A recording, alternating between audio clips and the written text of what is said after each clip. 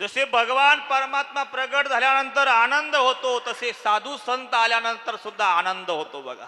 कारण की संत आणि भगवंत हे दोन नसतात, एकच आहे. ऐक नाही, आपल्याला सगळे प्रमाण माहिती आहे. देवती संत, देवती संत निमित्त त्या प्रतिमा.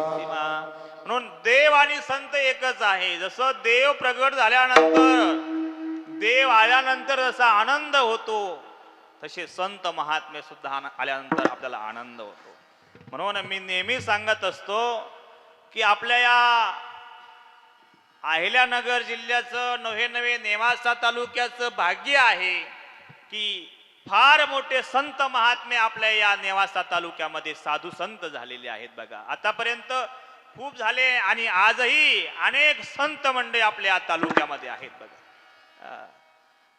कारण आपला हा तालुकाच पवित्र आहे, ठीक आहे, पुण्यवान आहे. रात्रीच महाराजांनी सांगितलं त्रिभुवनेक पवित्र, तीन भुवनामध्ये पवित्र असणारा हे नेवासा क्षेत्र आहे. त्रिभुवनेक पवित्र अनाधी पंचकोश क्षेत्र, जेथ जगाचे जीवन सूत्र श्री महालयाचे, हे पवित्र स्थान आहे. आणि अशा पवित्र स्थानामध्ये संत महात्मे अवतरित होत असतात. पवित्र ती कुळ पावन तो देश, जेथे हरीचे दास जन्म घेते. पवित्र कुळामध्ये पावन देशामध्ये संत महात्मे अवतरित होत असतात, जन्माला येत असतात. म्हणून आपली ही नेवासा भूमी पवित्र आहे.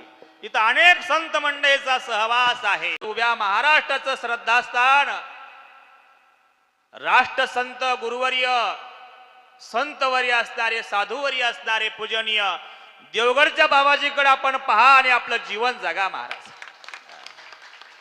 पूज्य बाबाजींकडे पाहून आपण आपल्या परमार्थाची वाटचाल करा. आपण जर बाबाजीकडे पाहून जीवन जगलो, आपला परमार्थाची त्या ठिकाणी वाटचाल केली, तर मला असं वाटतं महाराज म्हणतात न पडी गुंता कोठे काही, येण्याची पंथी चालो जाता, मार्ग दावणी गेले आधी, दयानिधी संतती. चला जाऊ माग घेत आम्ही